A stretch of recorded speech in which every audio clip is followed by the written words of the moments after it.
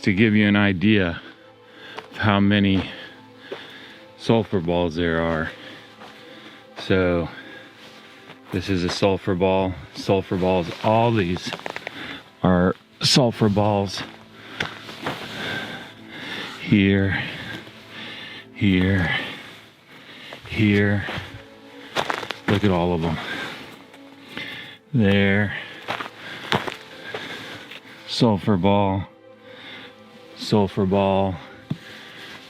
everywhere.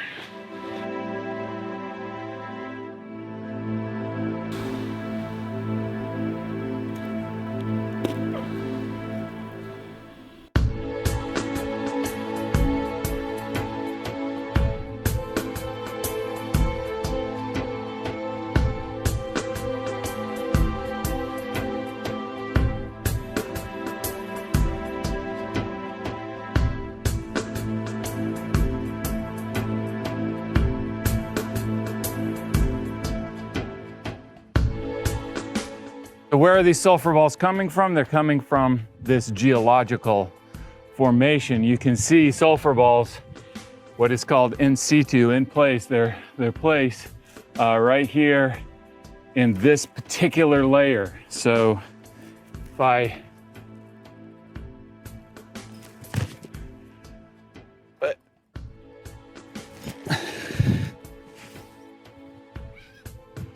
so what they're doing is they're eroding out of this, right? And then washing down in the ravines. And so you have all of these preserved in this geological layer that goes and goes and goes. And so that's where they're coming from. So one thing that I should say is one of the main reasons that I'm doing so much research here is that I'm working on a book. I published and released another book called Where God Came Down. If you're interested in that, it's an archaeological book. You can, I'll put a link in the description below where you can order that. But I'm working on a sequel to that, the next book in that series. And so I'm the first book was all sites in Israel. This book that I'm currently working on takes on more sites from Israel, but also some from Jordan as well.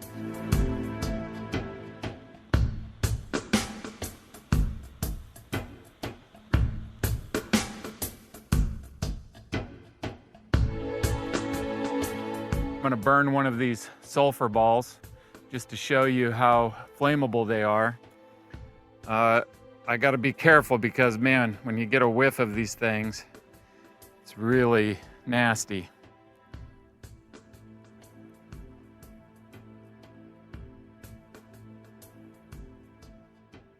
Okay, so this is one of the reasons why sulfur balls would only be preserved in water, because if they strike the land, then they're going to burn up. You can see the goo, it's just melting down to goo and then dripping off.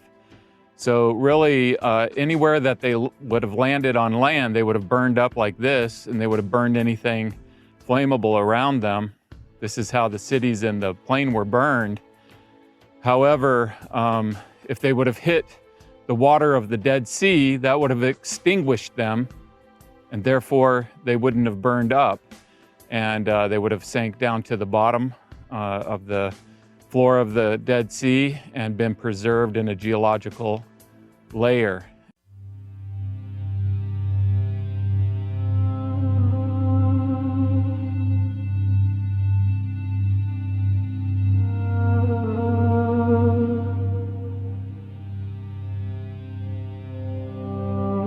I've lived in the biblical world now for over 15 years. And I mean, things just always end up being more obvious than mysterious. So when you have something described in the Bible and you go to that place and you look it over, you look at the excavation work that's been done, there's always not just a fit, but an obvious fit.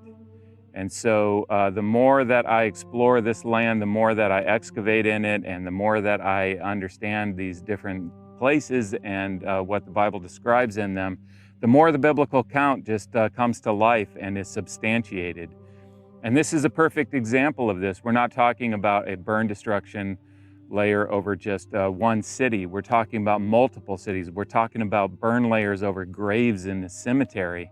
And we're talking about a historical source in the Bible that gives us a description of what happened, describing this burning sulfur that is coming down like rain out of the sky.